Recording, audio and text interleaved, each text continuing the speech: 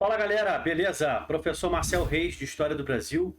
Na aula de hoje vamos corrigir 10 questões sobre período pré-colonial, capitanias hereditárias e governo geral que caíram tanto na prova da ESA, do Colégio Naval e da SpaceX. Beleza?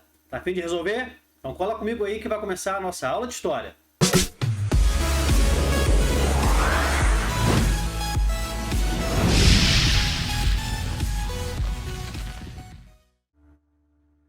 Beleza, galerinha? Então vamos lá, vamos começar. Bom, separei aqui 10 questões sobre período pré-colonial, capitanias hereditárias e governo geral que caíram então nas provas da ESA, Colégio Naval e SpaceX. Coloquei aqui bem aleatório para a gente poder então resolver junto. Beleza? Então vamos lá. Primeira questão que eu trago é prova da ESA 2013, que caiu sobre o seguinte enunciado: no tocante às primeiras atividades econômicas desenvolvidas pelos portugueses na colônia do Brasil entre os anos de 1501 e 1530, é correto afirmar que se destacaram como atividade principal ou atividades principais. Galera, 1501 a 1530, período pré-colonial, né? Então vamos lá. Letra A exploração de ouro e pedras preciosas foi a principal atividade no período pré-colonial. Letra B, a escravização do indígena. Letra C, a extração das chamadas drogas do sertão e criação de gado. Letra D, a extração e comercialização do pau-brasil. E letra E, o cultivo de fumo e do café. Bom, a gente sabe que no período pré-colonial, a principal atividade econômica era a extração sistemática do pau-brasil. Beleza? Então aqui, ó, a questão D é a resposta correta para essa questão. Beleza, galera? De acordo com a nossa aula, quem não assistiu a aula, tá aí em cima aí o card para assistir a aula sobre o período pré-colonial. Questão número 2. ESA também, 2013, concurso de 2013. A respeito das expedições marítimas portuguesas enviadas ao Brasil no período pré-colonizador, foram chamadas de expedições guarda-costas, empreendidas entre os anos de 1516 a 1520. As missões comandadas por: letra A, Gaspar de Lemos. Letra B, Martim Afonso de Souza. Letra C, Cristóvão Jacques. Letra D, Gonçalo Coelho. E letra E, Tomé de Souza. Galera, a gente viu lá nas expedições exploratórias, na aula sobre o período pré-colonial, que a coroa portuguesa enviou para o Brasil, né, uma missão militar, uma expedição militar responsável pela guarda, pelo patrulhamento da costa brasileira, justamente para coibir as invasões estrangeiras, principalmente a francesa, que estava então se beneficiando do comércio, do contrabando de pau-brasil. Essas expedições ficaram conhecidas como Expedições Guarda-Costas e foi comandada pelo Cristóvão Jacques. Letra C. Gaspar de Lemos foi a primeira expedição exploratória, Gaspar de Lemos. Martim Afonso de Souza, primeira expedição colonizadora. Gonçalo Coelho, a segunda expedição exploratória. E Tomé de Souza, o primeiro governador-geral. Então, letra C, Cristóvão Jacques, é a resposta correta para essa questão da ESA que caiu na prova de 2013. Questão número 3, hein? Colégio Naval agora, questão de 2004. Seguinte enunciado: os 30 anos que vão da chegada de Cabral a Martim Afonso de Souza, 1500 a 1530, no Brasil, é denominado período pré-colonial. Qual das opções abaixo apresenta características desse período? Letra A. De 1500 a 1530, a economia brasileira gravitou em torno da extração de especiarias, conhecidas como droga do sertão. Os indígenas traziam para as feitorias no litoral e faziam escambo com os portugueses dessas especiarias brasileiras. Letra B. A Carta de Pero Vaz de Caminha aguçou a cobiça dos portugueses pela riqueza, o que propiciou uma imediata ocupação do território colonial brasileiro com o objetivo de explorar as riquezas aqui existentes. Letra C. Durante esse período, o Brasil não sofreu invasões de outras nações, pois Portugal organizou várias expedições guarda-costas, como a de Cristóvão Jacques, que inibiu a tentativa de invasão por parte das nações. Letra D. A economia pré-colonial centrou-se no pau-brasil. A extração do pau-brasil foi declarada estanco, onde o primeiro donatário foi Fernão de Noronha. Letra E. O ciclo do pau-brasil foi utilizado para colonizar a terra, principalmente no Nordeste, que permitiu o início da exploração agrícola pelos portugueses, fixando o colono à terra. Galera, a gente sabe que no período pré-colonial não houve, né, um processo de povoamento. Não houve também um processo de produção agrícola. Só houve, durante o período pré-colonial, a extração exploratória do pau-brasil. Então aqui, galerinha, ó, letra D. Questão letra D. A economia pré-colonial centrou-se no pau-brasil e foi considerado um estanco régio, a gente já viu isso, um monopólio real, aonde Fernão de Noronha, comerciante, recebeu, né, uma concessão da coroa para ser o explorador ou para se beneficiar do comércio pau-brasil, ficar com parte do lucro e repassar parte do lucro para a coroa. Letra D, galera. Questão dessa prova da ESA, Colégio Naval 2004, letra D. Questão número 4, outra questão do Colégio Naval, agora de 2010. Seguinte enunciado, abre aspas. As câmaras municipais encarregadas da administração local foram sendo estruturadas paralelamente à formação das primeiras vilas, fecha aspas. A atuação das câmaras, controladas pelos homens bons, abrangia diversos setores, como o abastecimento, a tributação e a execução das leis. Assim, as câmaras municipais constituíram poderosos órgãos da administração colonial. Aqui foi retirado então do livro de Gilberto Coutrin, né, publicado em 2005. Aí vem a pergunta. A categoria dos homens bons refere-se aos...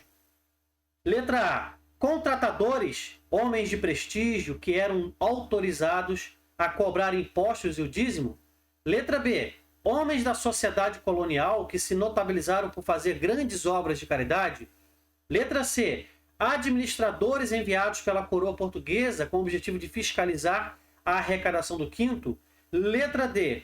Homens encarregados dos assuntos da justiça, auxiliares diretos dos governadores gerais. Ou letra E. Proprietários de terras, escravos ou de gado, que em muitas cidades exerciam o poder político. Letra E, galera. Letra E mostra que os homens bons eram justamente a elite colonial, né? Faziam parte das câmaras municipais. Questão número 5, SPSEC 2016. Seguinte enunciado. As relações entre a metrópole e a colônia foram regidas pelo chamado Pacto Colonial, sendo este aspecto uma das principais características do estabelecimento de um sistema de exploração mercantil implementado pelas nações europeias com relação à América. Com relação ao Brasil, do que constava esse pacto? Letra A. As colônias só poderiam produzir artigos manufaturados. Letra B. A produção agrícola seria destinada exclusivamente à subsistência da colônia. Letra C. A produção da colônia seria restrita ao que a metrópole não tivesse condição de produzir. Letra D.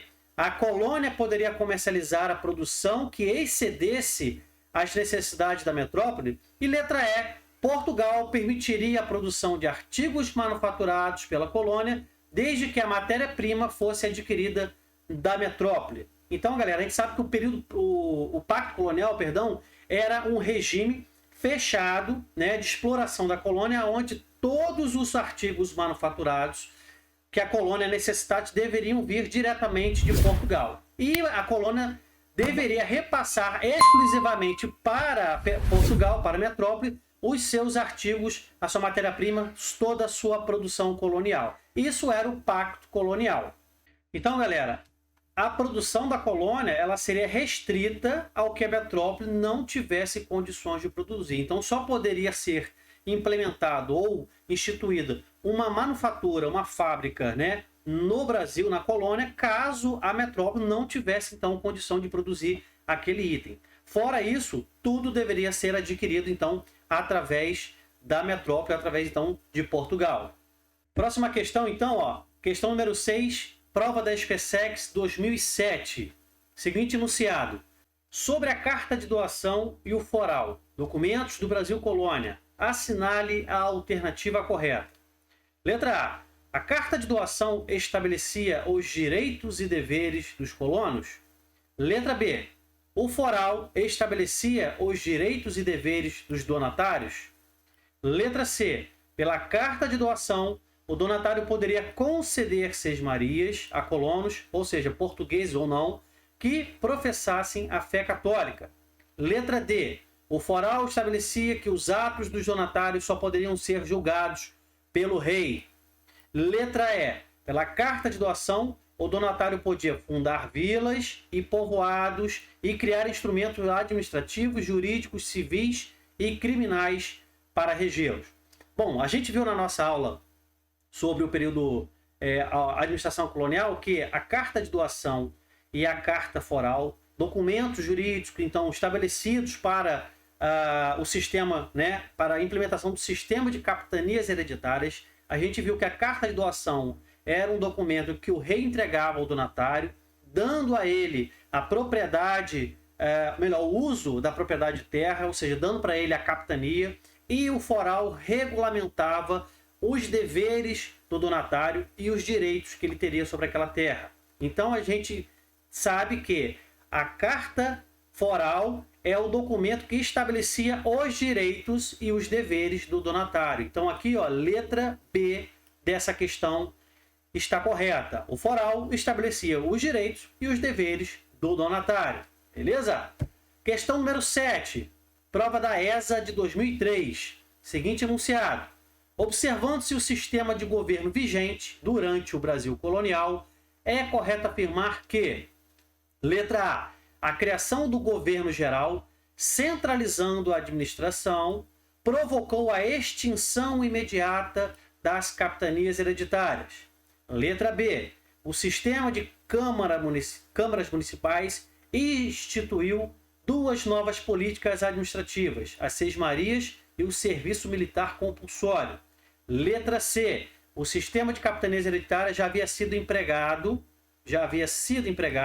por Portugal na administração das Ilhas Canárias. Letra D. O fracasso das capitanias hereditárias implicou no desuso da carta de doação e das obrigações do documento foral. E letra E.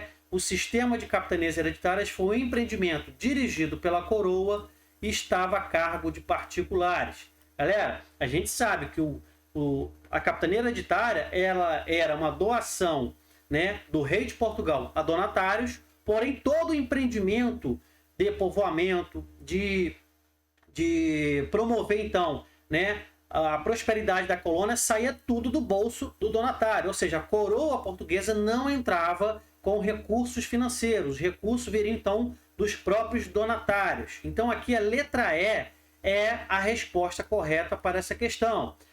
Pegando as outras opções, a gente sabe que o governo geral não extinguiu as capitanias hereditárias. As capitanias hereditárias só foram extintas, né, após então a compra da última capitania hereditária para a coroa, se tornando então capitania real. E isso vai se dar durante o período da administração do ministério, no caso do Marquês de Pombal. A outra opção aqui, a letra C, diz que a capitania hereditária já havia sido implementada por Portugal em outras colônias, porém, as Ilhas Canárias não eram colônias de Portugal, mas sim pertenciam à Espanha. Então aqui a letra correta, a opção correta é a letra E.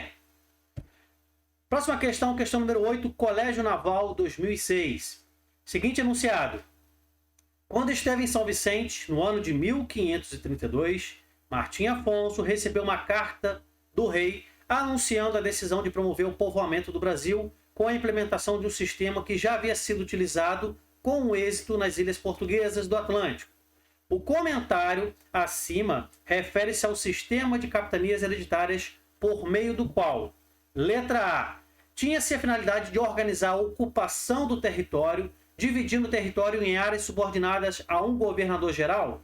Letra B, o governo português, que parceria em parceria, perdão, financeira com o capital privado, executaria todo o processo de colonização da terra. Letra C. O governo português transferia para os donatários a responsabilidade financeira da colonização da terra. Letra D. O governo português buscava estabelecer uma ocupação territorial com o poder político centrado para melhor controlar a colônia. Letra E.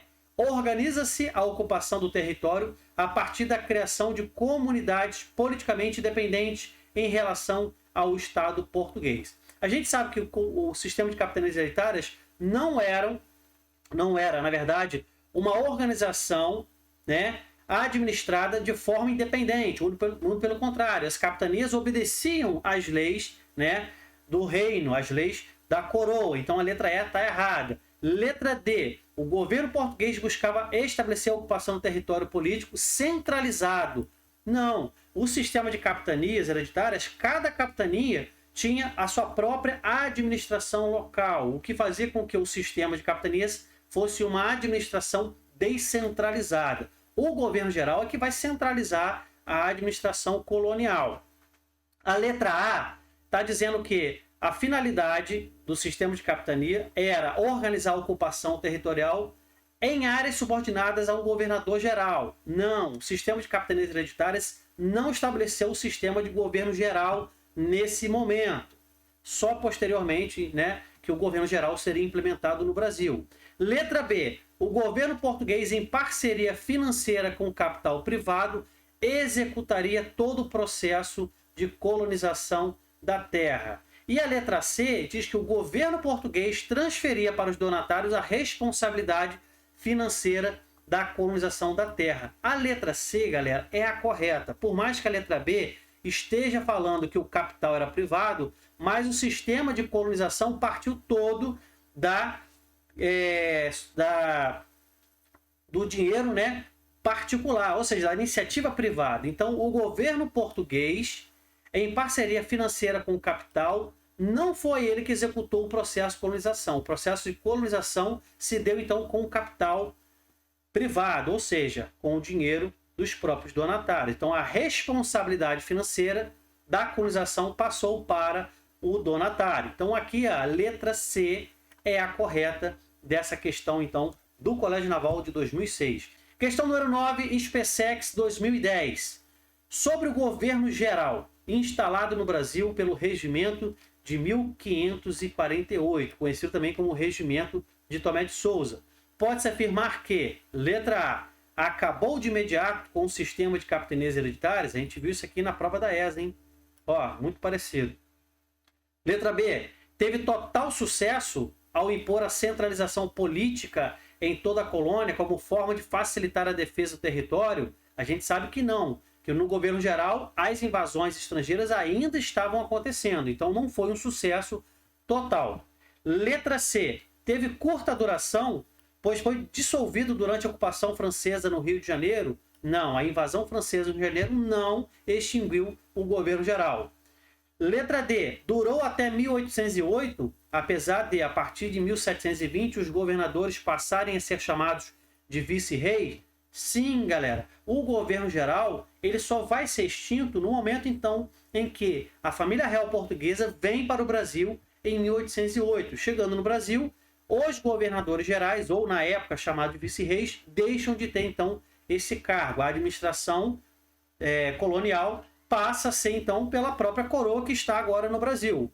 A letra E está errada onde? Adotou desde o início o Rio de Janeiro como a única capital? Não, a gente sabe que a capital do governo geral, a primeira capital, né, instituída ainda no governo de Tomé de Souza, assim que ele chega aqui no Brasil, ele então funda na cidade de Salvador a capital do Brasil, a capital da colônia. Então aqui a letra E está errada por isso. Então vamos lá. Última questão, questão da ESA 2016. O primeiro governo geral do Brasil foi instalado em, acabei de falar, letra D, Salvador. Então Salvador é a primeira capital do Brasil, né, instituída durante o governo geral de Tomé de Souza. Ela vai durar até 1763, quando então Marquês de Pombal vai transferir a capital do Brasil para o Rio de Janeiro. Uma aula que a gente vai ver posteriormente.